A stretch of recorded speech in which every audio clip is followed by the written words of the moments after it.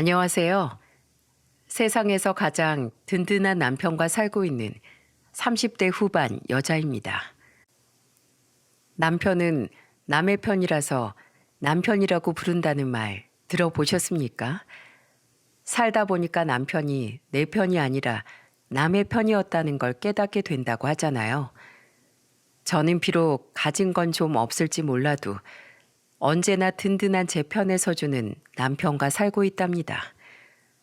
만약 아버지가 살아계셨다면 남편을 많이 아끼셨을 것 같다는 생각이 들기도 하죠. 중학교 2학년 때 아버지가 지병으로 세상을 떠나시면서 엄마 혼자서 참 힘들게 자매를 키워내셨답니다. 원래는 아버지와 둘이 운영하던 세탁소를 혼자 운영하다 보니까 힘든 일도 참 많으셨을 거예요. 그래도 늘 언니와 제 앞에서는 씩씩한 여장부 같던 엄마였죠. 성격은 여장부처럼 털털하고 씩씩하셨지만 옷을 만지실 때는 늘 섬세한 손길로 다루셨습니다. 그래서 언니와 제 교복은 늘 각이 살아 있었어요. 엄마는 교복을 다려주실 때마다 이렇게 말씀하셨죠. 교복에 칼 같은 각 잡아주는 건 네 엄마밖에 없는 거 알지? 너희들은 내 세탁소의 얼굴이야, 얼굴. 그러니까 기죽지 말고 항상 어깨 쫙 펴고 고개도 빳빳하게 들고 지내. 알겠지? 우와, 엄마, 어제 내가 말한 얼룩 말끔히 사라졌네. 엄마 진짜 최고다. 매번 엄마가 교복을 다려주면 저는 깜짝 놀랐어요. 엄마 덕분에 언니와 제 교복은 늘 각이 살아있는 깔끔한 교복을 입고 다닐 수 있었답니다. 아빠의 빈자리를 느끼지 않게 해주려고 엄마는 자식들에게 정성과 노력을 기울이셨죠. 이런 정성에 저와 언니는 보란 듯이 좋은 대학에 나란히 입학할 수 있었어요. 언니에 이어서 저까지 명문대 합격증을 받아온 날, 엄마는 처음으로 저희 앞에서 눈물을 흘리면서 이런 말씀을 하셨습니다. 굳은 일은 앞으로도 다 내가 할 테니까 너희들은 탄탄대로 길만 가. 이 엄만 정말 그거 말고 바라는 거 하나도 없다. 엄마 그런 말이 어딨어. 우리 가족이잖아. 내가 꼭 효도할게. 알겠지? 엄마 정말 감사해요. 저까지 좋은 대학교에 입학하고 나니까 엄마는 가슴 벅찬 눈물을 흘리셨죠. 그런 엄마를 보면서 언니와 저는 꼭 효도하겠다고 다짐했어요. 특히 아버지가 돌아가신 후에는 언니한테 많이 의지했죠. 똑똑했던 언니는 고등학교 때부터 꿈꿔온 스튜어디스라는 직업을 갖게 됐어요. 그런 언니를 보면서 열심히 공부한 끝에 대기업인 전자회사에 취업할 수 있게 된 겁니다. 당당하게 사원증을 목에 걸던 날, 언니는 저한테 취업 선물로 신발을 주면서 이렇게 말했죠. 내 동생 진짜 멋있다. 출근할 때 신으라고 샀어. 옷은 엄마가 늘 새 옷처럼 만들어주잖아. 그래서 항상 좋은 길로만 가라고 새 신발 사왔어. 어때? 마음에 들어? 완전 마음에 들어. 언니 어때? 나 이제 좀 멋진 회사원 같아? 어때? 헤이, 언니 진짜 고마워. 이런 자상한 언니 덕분에 저는 사회 초년생 시절도 잘 견뎌냈던 것 같아요. 엄마, 언니, 저 이렇게 세 식구만 살게 되면서 항상 서로를 의지하면서 살았죠. 그렇게 각자의 위치에서 참 열심히 살고 있었습니다.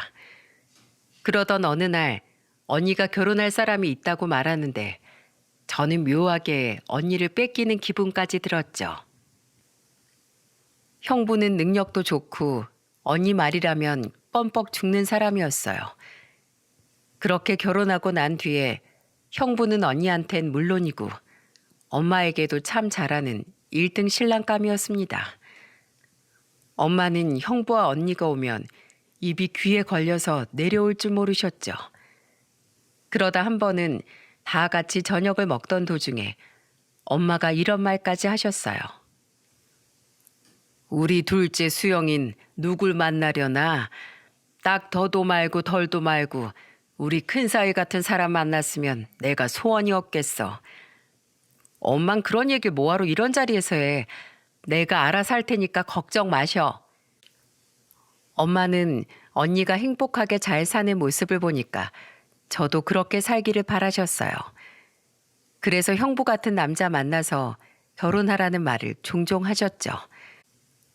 제가 봐도 형부는 남편으로도 사위로도 최고였어요.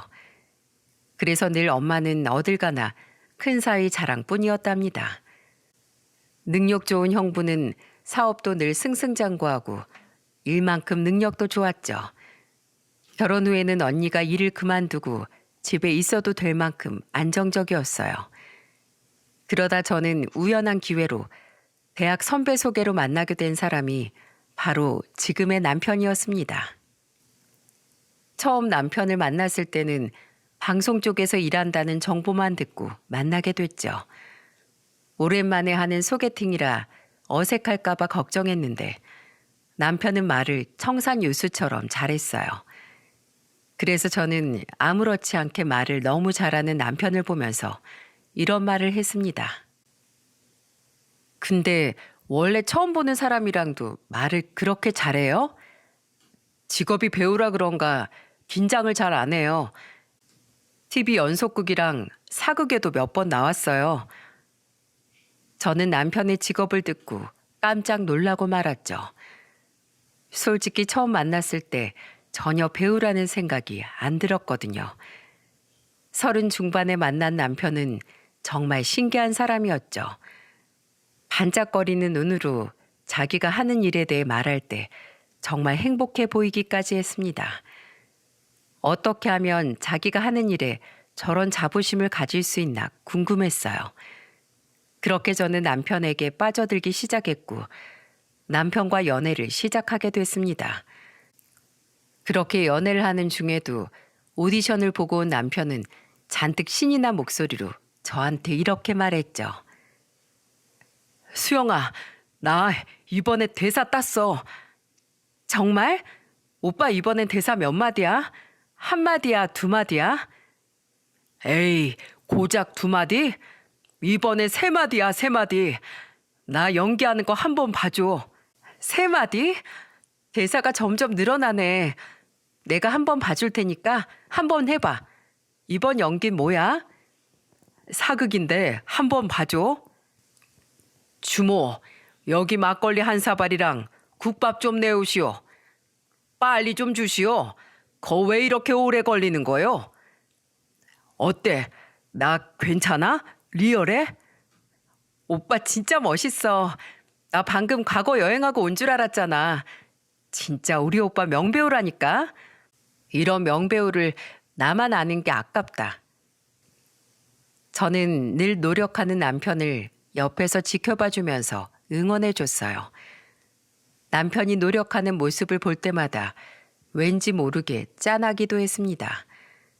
한 달 수익이 50만 원 정도였는데 항상 돈과 명예는 뒷전이고 본인이 맡은 배역에 진심으로 빠져들어가 연기했죠.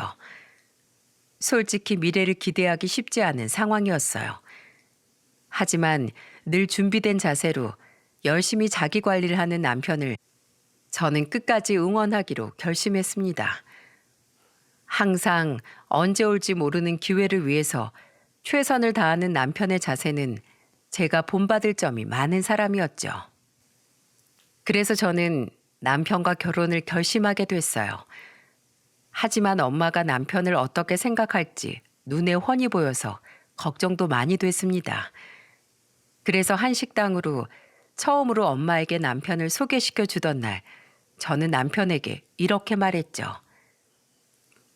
혹시 우리 엄마가 무슨 말 해도 너무 상처받지 마. 아직 오빠를 다 몰라서 그런 거야. 나도 잘 알아. 걱정하지 마.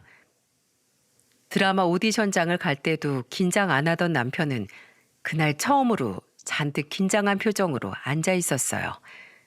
잠시 후 엄마가 도착했고 남편은 벌떡 일어나서 허리를 숙이며 인사했습니다.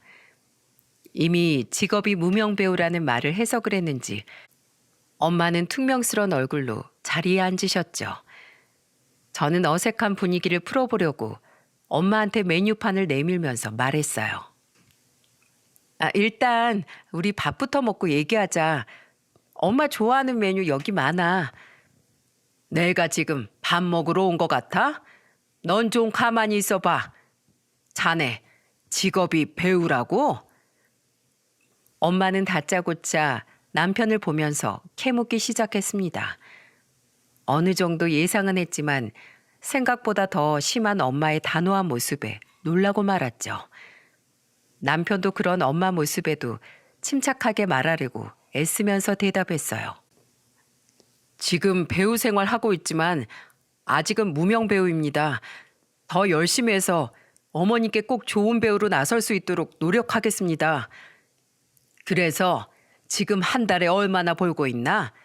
솔직하게 한번 말해보게. 지금 50만 원에서 좀 많이 벌 때는 150까지는 벌어본 적 있습니다. 뭐? 150만 원? 오메 오메. 지금 많이 벌어야 150만 원이라고 했나? 적게 벌 때가 150만 원이 아니고. 아이고 세상에. 엄마는 남편의 말에 뒷목까지 잡으셨어요. 그리고 엄마는 물을 한 잔 들이키시고는 남편을 보고 잔뜩 화난 얼굴로 호통을 치셨어요. 지금 꼴랑 50만 원 벌면서 가장 노릇을 하겠다는 거야? 자네 직업이 일정한 수입이 있는 것도 아닌데 집안을 대체 어떻게 책임지려고 그러는 거야? 지금은 비록 보잘것 없어도 정말 잘해낼 자신 있습니다. 환장하겠다. 내 눈에 뭐가 보여야 믿고 말고 할 거 아니야? 아무것도 없고 나이만 많은 자네를 보고 내가 뭘 믿어야 하는 건데? 난 이거 인정 못해. 돌아가게. 그리고 수영이 너, 이 남자랑 결혼할 생각하지 마라. 내가 널 어떻게 키워서 대기업까지 보냈는데 이런 놈 만나서 먹여 살리라고 내가 널 그렇게 키운 줄 알아? 최소한 네 발 뒤꿈치라도 쫓아가는 놈을 만나야 될 거 아니야? 저거 완전 헛똑똑이네. 난 절대 인정 못하니까 그렇게 알아. 남편이 엄마와 첫 대면하던 날 엄마는 절대 인정 못한다면서 으름장을 놓고 식당을 나가셨죠. 그때 남편은 죄라도 지은 사람처럼 고개만 푹 숙이고 있었어요. 처음 보는 축 처진 남편 모습에 저는 어깨를 두드리며 말했습니다. 고개 들어. 괜찮아. 어차피 우리 어느 정도 예상했잖아. 그런데 그때 제 말에 말없이 고개만 푹 숙이고 있던 남편 어깨가 들썩거렸어요. 그러더니 여전히 고개만 숙인 채 저한테 이렇게 말했죠. 수영아, 미안해. 나도 잘하고 싶은데 잘해서 인정받는 사이가 되고 싶은데 내가 너무 모자란 것 같아. 어머님 말씀이 맞아. 나를 뭘 보고 믿으시겠어? 괜찮아. 돈은 내가 벌면 되잖아. 할 수 있어. 오빠는 내가 못 가진 걸 가지고 있는 사람이야. 그리고 난 그걸 보고 오빠를 선택한 거고. 그러니까 울지 마. 이런 걸로 쫄면 어떡해. 앞으로 오빠 갈 길이 구말린데 이 정도에 기죽고 쫄 거야? 그 정도밖에 안 되는 사람이었어? 나는 오빠 믿어. 누구보다 오빠 믿으니까 기죽지 마. 얼른 기운 차려. 고개도 들지 못하고 울고만 있는 남편을 보니까 마음이 아팠습니다. 그래서 중간에서 제가 좀 나서야겠다 싶었죠. 두 번 다시 남편 얼굴도 안 볼 것처럼 일어난 엄마를 설득하겠다고 다짐했어요. 그날 이후 저는 집에서 엄마 주변을 알짱거리면서 호시탐탐 기회를 노렸습니다. 그러던 어느 날 TV 드라마를 보고 있던 엄마 옆에 자리를 잡고 앉았죠. 엄마는 TV를 보면서 부러운 얼굴로 이렇게 말씀하셨어요. 세상에 저런 꽃다발 받아본 지가 언제였나 모르겠네. 부럽다, 부러워. 엄마는 드라마를 보면서 꽃다발을 받는 여자 주인공을 보고 부럽다고 말했습니다. 그래서 저는 그때 엄마한테 조심스럽게 이런 말을 했죠. 엄마, 근데 저 남자 배우 있잖아. 무명 기간이 글쎄 8년이었대. 돈도 오래 못 벌고 힘들게 살다가 영화로 빵 뜬 거잖아. 작년에 수상소감 말하는 거 보니까 무명 배우 시절에 자기를 지켜준 아내한테 정말 고맙다고 말하더라. 얜 또 무슨 산통 깨는 소리야? 너 설마 아직도 정리 안 했어? 내 마음이 무슨 무토막이야? 사람 마음이 어떻게 무 자르듯이 그렇게 잘려. 그래서 지금 너도 그 자식 옆에서 유명한 배우 될 때까지 삽질하겠다는 거야? 삽질은 무슨 삽질이야. 같이 으쌰으쌰 하겠다는 거지. 웃기고 앉아있네. 으쌰으쌰 해서 사람 만드는 건 내가 너 키울 때 한 거잖아. 네가 걔 엄마야? 왜 네가 걔를 돕겠다는 거야? 아우 속 터져 정말. 내가 너 때문에 이제 드라마도 못 보겠어. 그런 소리 할 거면 들어가. 엄마, 제발 한 번만 더 만나줘. 진짜로 성실한 사람이야. 진짜 믿을 만한 사람이라니까. 집어치워. 걔랑 붙어 다니는 걸 보면 내가 너 가만두나 봐. 은근슬쩍 남편의 가능성을 이야기해 보려다가 욕만 얻어먹기도 했어요. 하지만 여기서 제가 굴복할 리가 없었습니다. 그래서 저는 엄마가 꽃다발을 부러워하던 걸 기억하고 남편한테 말했죠. 그리고 남편을 붙들고 이렇게 말했어요. 우리 엄마가 세탁소를 저녁 7시쯤 닫으니까 그때 맞춰가서 오빠가 꽃다발을 엄마한테 드려. 내가? 어머님이 좋아하실까? 내가 가면 싫어하실 것 같은데. 엄마가 싫다고 했다고 평생 안 볼 거야? 그럼 우리 결혼은 어떻게 해? 이럴 때 계속 다가가야 미운정이라도 들지. 그리고 오빠가 허우대가 멀쩡하잖아. 내일 딱 깔끔하게 차려입고 가서 드리면 좋아하실 거야. 저는 벌써 엄마를 설득하는데 성공이라도 한 것처럼 들떠 있었죠. 그리고 다음 날 남편은 오랜만에 멀끔하게 차려입었어요. 남편은 꽃다발을 들고 기다리다 세탁소 불을 끄고 문을 잠그려는 엄마 뒤로 조용히 걸어갔습니다. 그리고 엄마가 뒤를 도는 순간 무릎을 꿇고 고개를 숙이면서 꽃다발을 내밀며 소리쳤죠. 장모님, 오늘도 고생 많으셨습니다. 제가 꼭 성공해서 앞으로 장모님 남은 여생 힘든 일 없도록 다리미처럼 쫙쫙 펴드리겠습니다. 정말 자신 있습니다. 그런데 누군가 뒤에 있다는 걸 조금도 예상 못한 엄마는 대뜸 눈앞에 있는 꽃다발을 보고 깜짝 놀라서 소리를 질렀어요. 그러더니 꽃다발을 있는 힘껏 잡고는 마구 휘두르기 시작했습니다. 깜짝 놀라다 못해 겁에 질린 엄마는 이렇게 소리쳤죠. 뭐야? 뭐 하는 자식이야? 당장 안 꺼지면 경찰에 신고할 거야. 장모님, 접니다. 저예요. 저는 몰래 지켜보다 꽃다발에 사정없이 맞고 있는 남편을 보고 얼른 뛰어갔습니다. 그리고 엄마를 말리면서 소리쳤어요. 엄마, 진정해. 나야, 나. 엄마 딸 수영이야. 뭐? 수영이?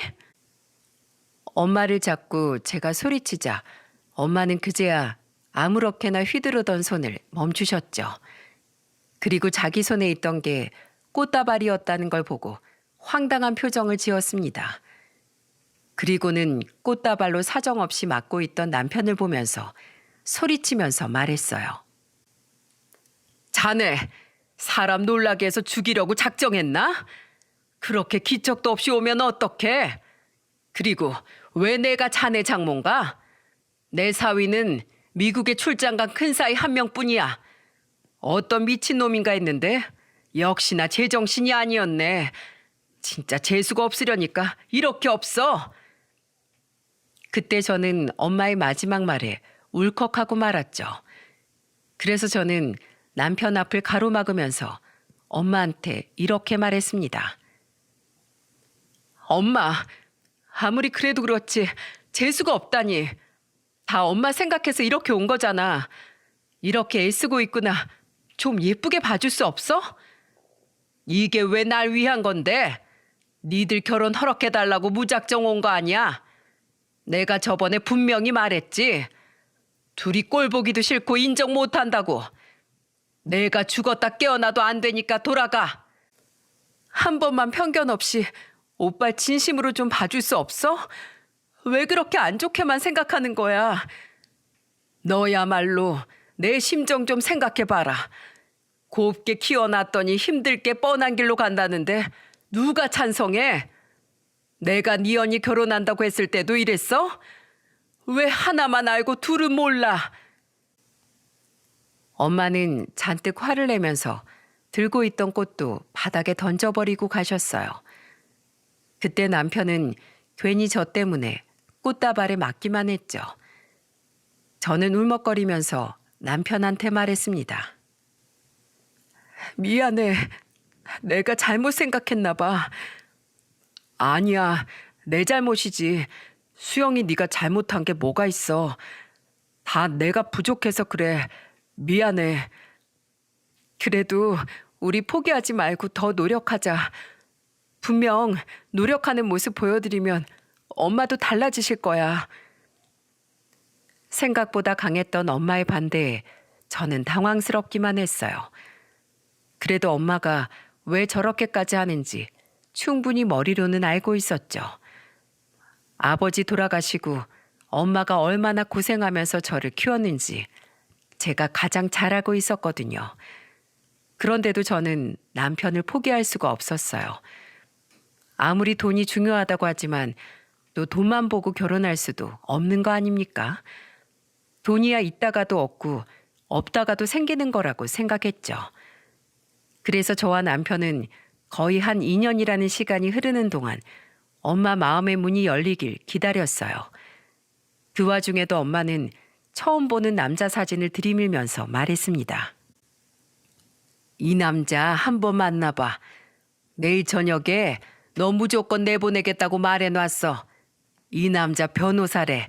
성격도 좋고 착하다더라. 네가 좋아하는 그런 착한 놈이라고. 내가 왜 이 남자랑 밥을 먹어? 나 안 갈 거야. 이게 벌써 몇 년째야. 너 노처녀로 썩으려고 그래? 아니, 난 오빠랑 결혼할 거야. 그래서 엄마가 허락할 때까진 노처녀로 살 거야. 엄마는 제 말에 어이없는 표정을 지으셨죠. 그러던 어느 날 정말로 엄마가 경악할 일이 벌어졌습니다. 제가 임신을 하게 된 거죠. 그리고 남편은 하루라도 빨리 가서 말씀드리자고 하면서 저와 같이 집으로 갔어요. 엄마는 남편과 같이 집에 들어오는 저를 보고 어이없는 표정을 짓고 말했습니다. 이젠 막 나가자는 거야? 왜 저놈을 끌고 들어와? 엄마, 그게 오늘은 좀 중요하게 할 말이 있어서. 그날은 제가 괜히 잔뜩 긴장했죠. 그때 남편이 제 손을 잡으면서 엄마를 보고 이렇게 말했어요. 장모님, 저희 결혼하겠습니다. 내가 몇 년째 반대하는 거 잊고 있었어? 그러자 남편은 엄마 앞에서 대뜸 무릎을 꿇더군요. 그리고 엄마 눈을 바로 보면서 결심한 듯 말했죠. 저희 아이가 생겼습니다. 제가 책임지겠습니다. 뭐야? 뭐가 생겨? 그럼 지금 내 딸이 임신을 했다는 거야? 야! 엄마는 벌떡 일어나더니 소파 쿠션을 던지려고 했어요. 그런데 그때 저도 모르게 남편 앞을 몸으로 가로막았습니다. 그러자 엄마는 차마 쿠션을 던지지 못한 채 어이없는 표정으로 그대로 소파에 주저앉으셨죠. 그리고 엄마는 울먹이는 목소리로 말씀하셨어요. 세상에, 내가 뭘 들은 거야? 내 손엔 굳은 살 베겨도 네 앞길에는 작은 돌 하나 없게 하려고 내가 그동안 널 어떻게 키웠는데 근데 지금 네가 그 몸으로 저놈을 막아서?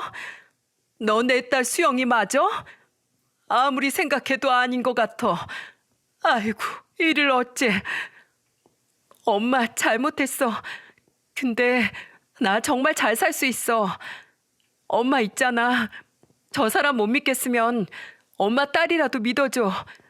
나 진짜 잘 살게. 제발. 가슴을 내리치면서 우는 엄마를 보고 울면서 간절하게 말했습니다.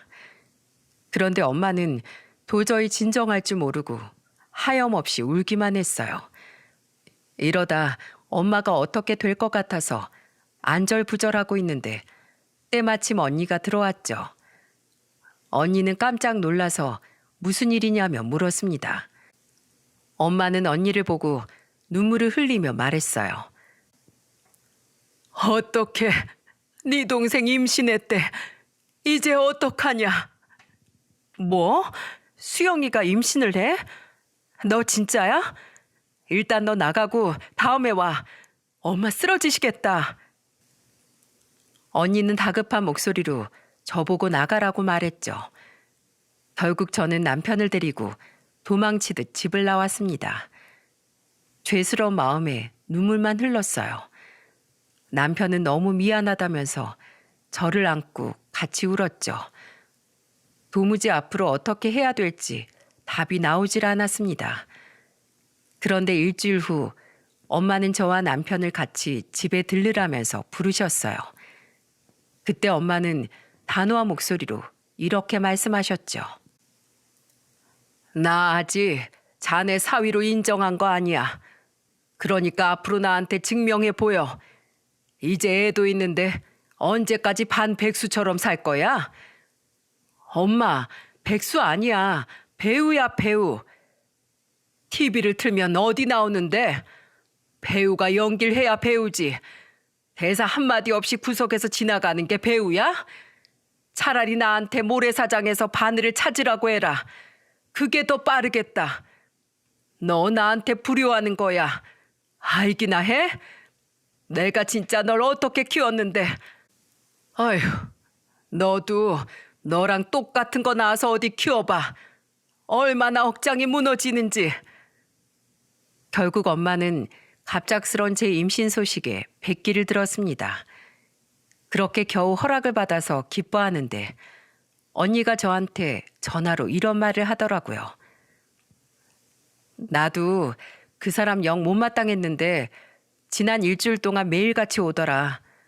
엄마가 욕하고 빗자루 들고 쫓아내도 집 앞에 망부석처럼 서 있는 거야. 자기가 책임지겠다고 허락해 달라면서. 그래서 엄마도 마음을 조금 연 것 같아.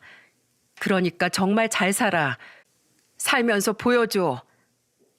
언니, 정말 고마워. 나 정말 잘 살게. 그때 언니의 전화를 받고 남편한테 정말 고마웠습니다. 그렇게 우여곡절 끝에 저희는 결혼하게 됐죠. 하지만 엄마도 사람인지라 아무리 마음을 열었다고 해도 완전히 인정하기는 어려우셨을 거예요. 매번 남편과 형부를 노골적으로 비교했으니까요. 어떤 시기였냐면 밥상에 앉아도 늘 맛있는 고기 반찬은 형부 앞에만 있었죠. 그리고 남편 앞에는 시금치, 김치 같은 반찬만 있는 거예요. 그리고 엄마는 아무렇지 않게 이렇게 말했습니다. 자, 다들 맛있게 먹어. 엄마 너무한 거 아니야? 둘째 사위인 집어 먹을 것도 없어. 아무리 사위가 미워도 이렇게 대놓고 차별하면 어떡해. 원래 한국인은 김치만 있어도 밥 먹는 거야. 그거 싫으면 나물 넣고 밥 비벼 먹던지. 엄마의 말에 진짜 너무 속상하고 화가 났죠. 그때 옆에 있던 형부가 민망했는지 갈비찜을 남편 앞에 두면서 말했습니다. 어머님, 맛있는 음식은 다 같이 먹어야 맛있죠. 자네 이것 좀 먹어봐. 형부가 갈비찜을 남편 앞에 끌어놔 주면서 말했어요. 남편은 엄마 눈치를 보다가 감사하다면서 하나 집어들었죠. 그런데 그때 엄마는 남편을 보고 혀를 차면서 말했습니다. 아이고, 또 준다고 잘도 퍼먹네. 하여튼 눈치 코치가 없어. 저러니까 10년째 무명생활이지. 나 밥맛 떨어져서 안 먹을란다. 엄마 왜 그래? 숟가락을 내려놓고 있는 엄마를 보자 언니가 나서서 말했죠. 엄마, 제부한테 언제까지 그럴 거야? 열심히 살고 있잖아. 가족들이 응원해줘야지. 제부 많이 드세요. 신경 쓰지 말고 드세요. 엄마 저러다가도 배고프면 또 드시러 올 거예요. 그러자 엄마는 언니의 말에 기가 막힌 표정으로 말했어요. 자식들 죽어라 키워놨더니 애미 편은 안 들고 무시하는 것 봐. 엄마를 또 언제 무시했다고 그래. 엄마가 좀 성격 좀 고쳐. 좀 이쁘게 살자. 어? 힘들수록 감싸주는 게 우리 가족 철칙 아니었어? 엄마 왜 이렇게 변했어? 으휴, 몰라, 됐어. 엄마는 그렇게 화를 버럭 내고는 방으로 들어가 버리셨습니다. 이런 식으로 엄마랑 밥만 먹으면 남편은 집에서 소화제를 먹었죠. 애써 웃으면서 괜찮다고 하는 남편이 안쓰러웠어요. 남편은 오디션을 보러 다니면서 대리운전, 배달까지 열심히 살았어요. 하지만 엄마 성에 안 차는 게 문제였죠. 그렇게 저는 예쁜 딸을 낳고 아이가 돌쯤 지났을 때 회사에 복직했습니다. 그런데 엄마는 그것마저도 못마땅해 하면서 혀를 차며 말했어요. 아유, 처자식 제대로 먹여 살리지도 못해서 수영이가 애 맡겨놓고 출근하는 것 봐. 저러니 내가 좋게 볼 수가 있겠냐고. 엄마, 내가 애초에 회사 그만둘 생각 없었고 곧 승진 심사 있어서 일찍 복직한 거야. 왜 그래 정말. 우리 형편대로 열심히 살고 있어. 이 바보 천치야. 네가 버는 월급의 반도 못 버는데 어디가 같이 벌고 있다는 거야? 손녀딸 보여드리면 좀 달라질까 싶었지만 엄마는 전혀 달라지지 않았죠. 시간이 지나갈수록 남편은 그런 엄마 앞에서 점점 말이 없어졌어요. 그렇게 제가 결혼한 지 5년이 지나도 엄마 눈에 남편은 여전히 눈의 가시였습니다. 그러던 어느 날 엄마가 암 판정을 받게 되셨죠. 항상 강해 보이던 엄마가 처음으로 약해 보였어요. 수술을 받고 나온 엄마가 제 손을 잡고 떨리는 목소리로 말했습니다. 엄마 안 죽겠지? 수영아, 엄마 오래 살고 싶은데 엄마 안 죽겠지? 그런 소리 하지 마. 딸들이 있고 사이가 있잖아. 그리고 요즘 우리나라 의료기술이 세계 최고래. 수술 잘 끝났으니까 기다려보자. 심하게 떨고 있던 엄마는 긴장한 모습이었죠. 수술 후 형부의 권유로 입원한 상태로 항암 치료를 받고 계셨어요. 그리고 일주일 뒤 엄마의 생신이 다가오고 있었습니다. 집으로 모셔서 생신을 챙겨드리고 싶었죠. 그런데 엄마는 항암 치료 부작용으로 머리가 빠지고 있어서 병실 밖으로 나가기를 거부했어요. 그러다 언니와 저의 설득 끝에 두건으로 머리를 감싼 채 외출하셨습니다. 언니랑 둘이서 엄마가 평소에 좋아하는 음식들로 상을 한가득 차렸어요. 그렇게 준비가 끝나고 형부랑 조카까지 모두 와서 앉아 있는데 하필 그날 남편이 늦게 온 거죠. 저는 엄마 눈치를 보면서 계속 좌불안석이었습니다. 그때 엄마는 참다 못해 화가 난 얼굴로 말했어요.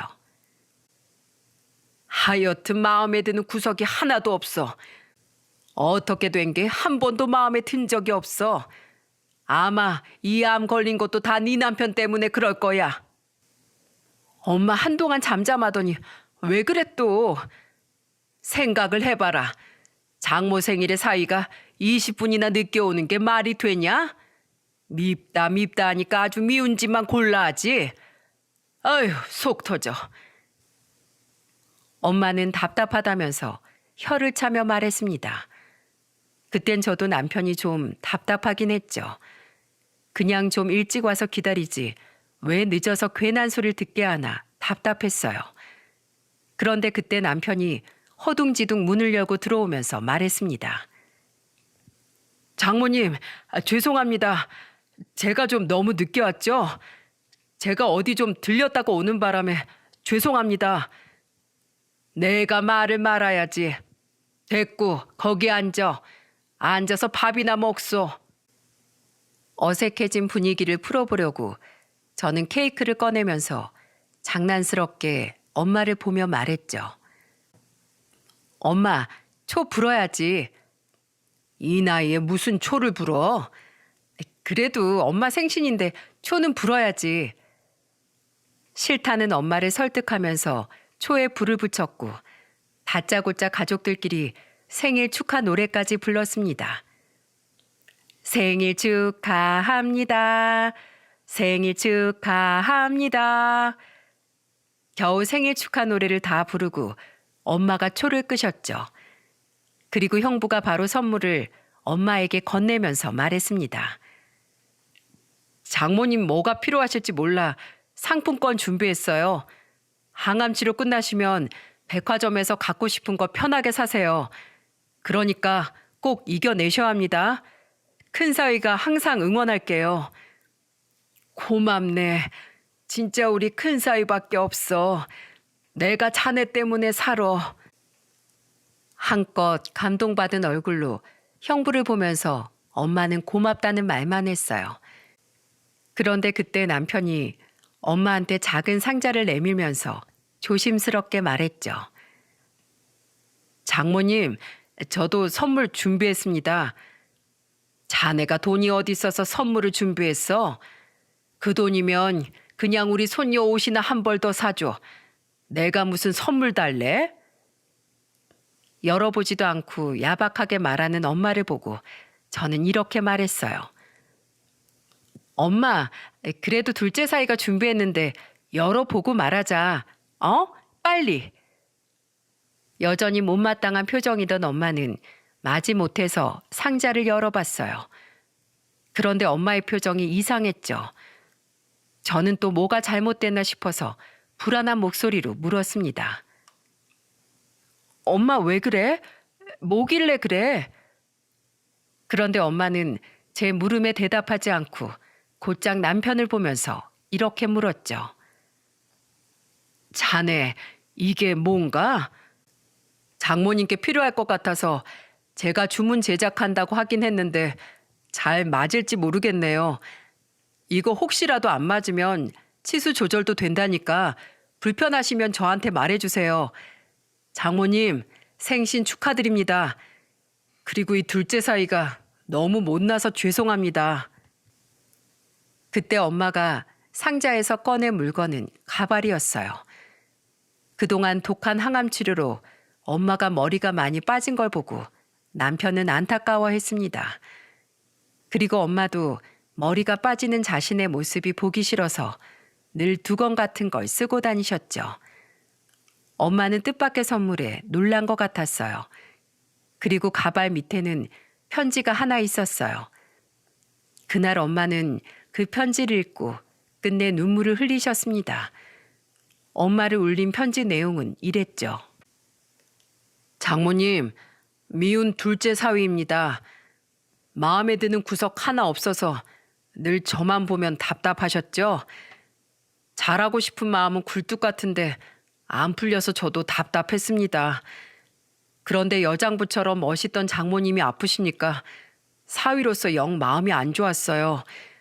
그래서 예전의 모습을 조금이라도 찾아드리고 싶어서 준비해봤습니다. 선물 꼭 마음에 드셨으면 좋겠어요. 지금은 별거 아닌 가발이지만 꼭 멋진 사위로 거듭날게요. 그러니 꼭 건강한 모습으로 지켜봐 주세요. 사랑합니다, 장모님. 남편의 편지를 보고 저도 같이 울고 말았어요. 남편만 보면 소리치고 욕하던 엄마를 진심으로 남편은 걱정하고 있었죠. 저는 울먹이면서 남편을 보고 말했습니다. 여보, 이거 언제 준비했어? 진짜 미치겠다. 정말 어쩜 좋아. 엄마, 내 남편 너무 로맨틱하지 않아? 그때 엄마는 제 말에 눈물을 닦으면서 형부를 보고 장난스럽게 말했어요. 자네, 이거 상품권 밀렸네, 밀렸어. 세상에 이런 생각을 했어. 언니도 감탄을 하면서 남편한테 이렇게 말했죠. 제부, 너무 감사해요. 제부가 최고예요. 엄마 얼른 제부한테 한마디 해줘. 그러자 엄마는 당황한 표정으로 머뭇거리면서 남편을 보고 말했습니다. 아니, 자네, 우선 고맙네. 고마운데 자네는 나 밉지도 않은가? 저도 사람인데 섭섭하죠. 그래도 우리 아이의 할머니시고 내 아내 어머니시잖아요. 제가 부족하니까 당연하다 생각하고 받아들여야죠. 죄송해요.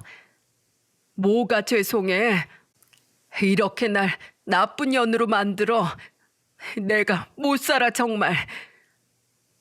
울먹이던 엄마가 상자를 떨어뜨리자 밑에서 무언가 툭 떨어졌어요. 그건 바로 남편의 사진이 있는 사원증이었죠.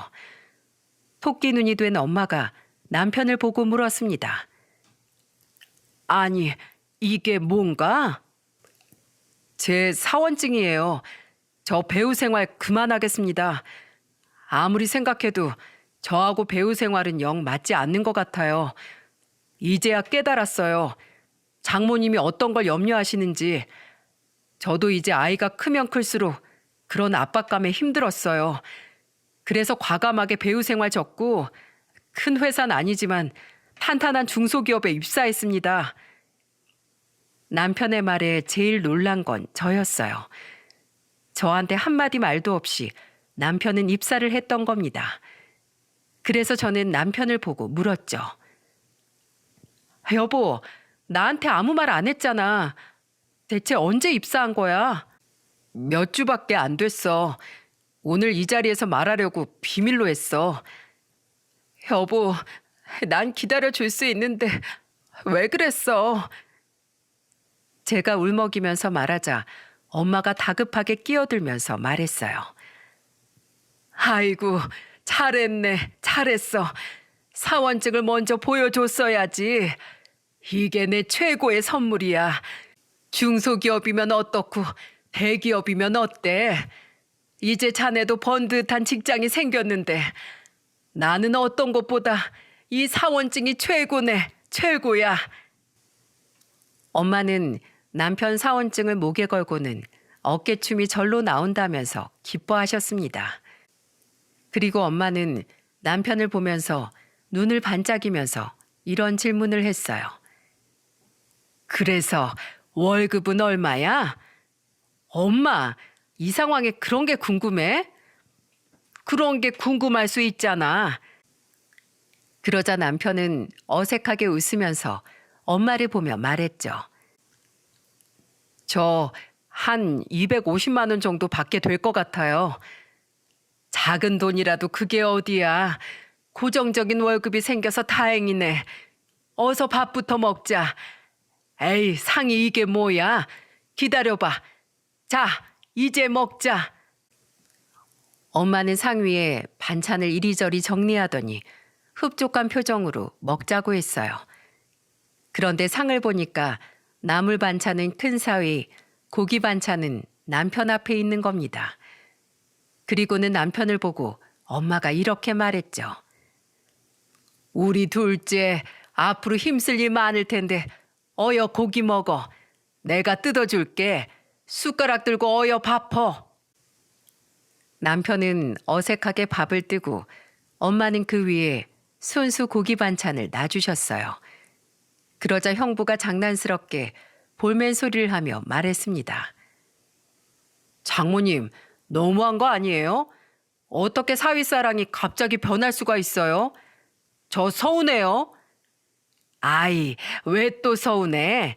자네는 알아서 밥벌이 잘하잖아. 남자가 쪼잔하게 그러지 말어. 그리고 남편은 엄마의 달라진 행동에 어색해하면서 눈치를 보며 물었죠. 장모님, 저 정말 이거 먹어도 되는 거예요? 그럼 많이 먹어. 상회에 있는 거 오늘 다 먹고 가. 알았지? 배가 든든해야 일을 잘하지. 우리 사위 아주 신통방통하네. 엄마는 웃으면서 남편한테 대답했고 그 모습을 보고 오랜만에 온 가족이 웃었죠. 그날 식사가 끝나고 집에 가려는데 엄마가 남편만 슬쩍 불러서 봉투를 주면서 말하셨대요. 이거 얼마 안 되는데 양복 사 입어. 같이 가서 골라주고 싶은데 난 항암 치료가 남아서 못 가겠네. 아이고, 장모님, 제가 이걸 어떻게 받아요?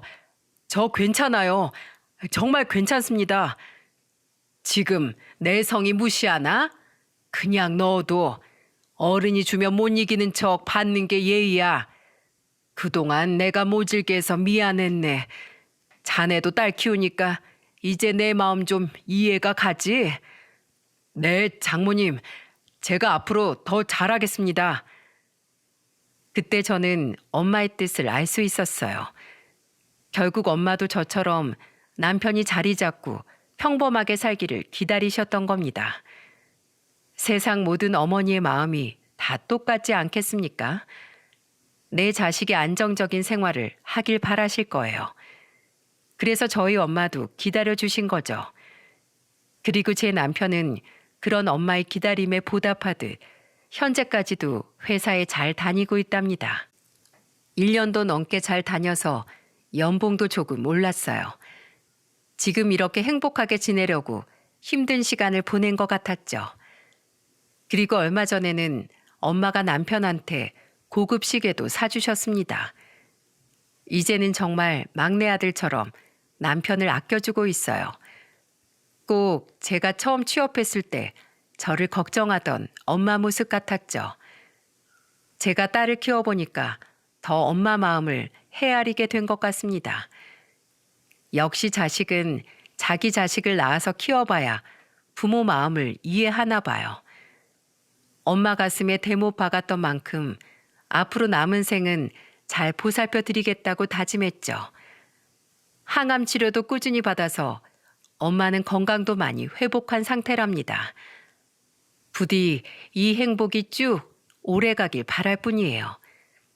제 사연을 들으시는 분들은 늦기 전에 가족 간의 진심으로 위하는 마음을 일찍 알아채시길 바라겠습니다. 모두 들어주셔서 정말 감사드려요.